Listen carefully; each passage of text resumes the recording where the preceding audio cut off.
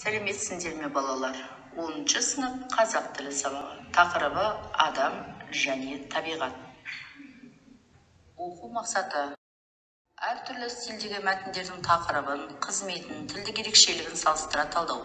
Оқылым және тыңдалым материалдары бойынша түтіп жазу, конспектлеу. Бағалау критерийі: мәтіндердің стилін анықтайды, тақырыбына, қызметіне, тілдік ерекшелігіне талдайды, оқылым және тыңдалым материалдар бойынша жинақы мәтін жазады. Ой тастау: адам және табиғат.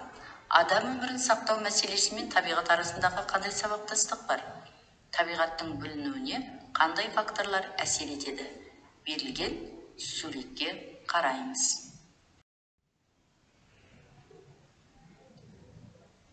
Ендеше мәтінге мән берейік. Табиғат тіршіліктің тал бесігі. Осы табиғаттың мейіріне бөленіп, адамзат ғұмыр кешеді.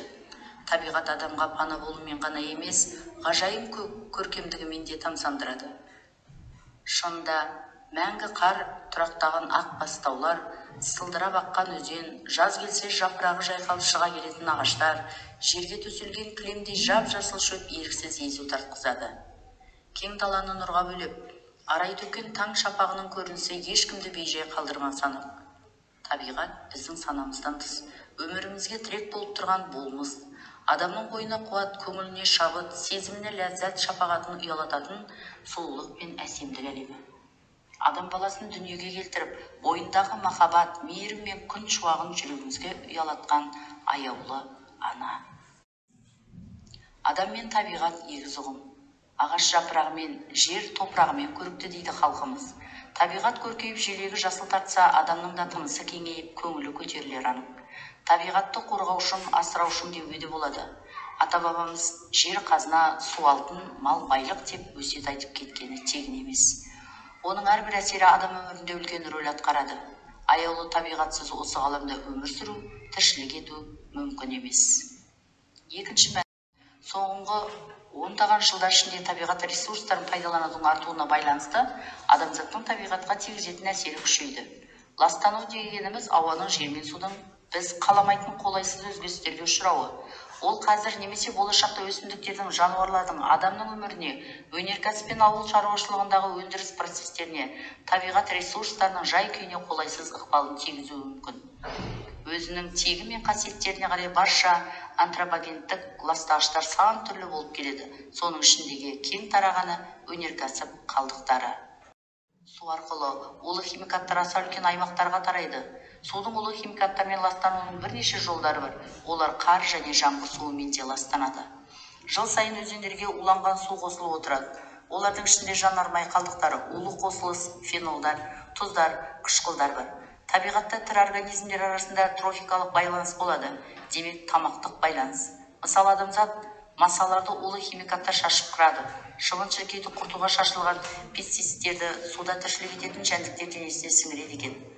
Ал ірісімен де, ұсағымен де балықтар қоректенеді. Удың залалы балықтармен қоректенетін құстарға да, адамдарға да қауіп туғызады.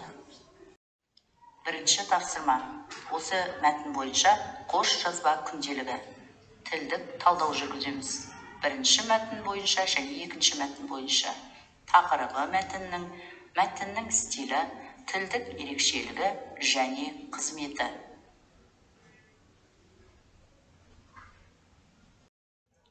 Бағалау критерийі: әртүрлі стильдегі мәтіндердің тақырыбын, қызметін, тілдік ерекшелігін салыстыра талдау.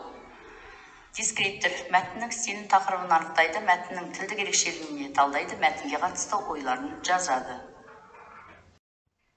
Ендеше қош жазба күнделігі бойынша берілген екі мәтін бойынша талдау жұмысын, тілдік талдауды салыстырамыз. Өз жауаптарыңызды тексеріңіздер. Екінші тапсырма: мәтіндерге қатысты қоршаған ортаның ластану және адам денсаулығы деген тұжырымға қатысты ойларыңды ПОВС формуласы бойынша жазыңдар. Менің ойымша, себебі мынандай дәлел келтіремін, бұдан шығатын қорытынды.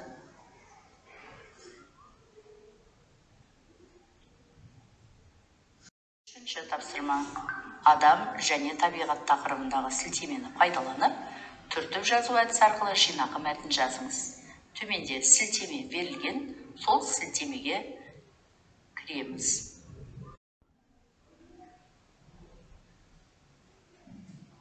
Бағалау критерийі: оқылым және тыңдалым материалдар бойынша түртіп жазу.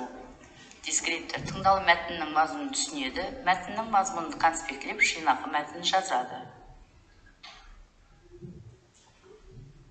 Ендеше сабақтың соңы: рефлексия. Маған қиын болды, мен тапсырмаларын орындадым, мен екендігін түсіндім, мен үйрендім, мені таңғалдырды. Бүгінгі сабақ бойынша қорытынды жасаймыз.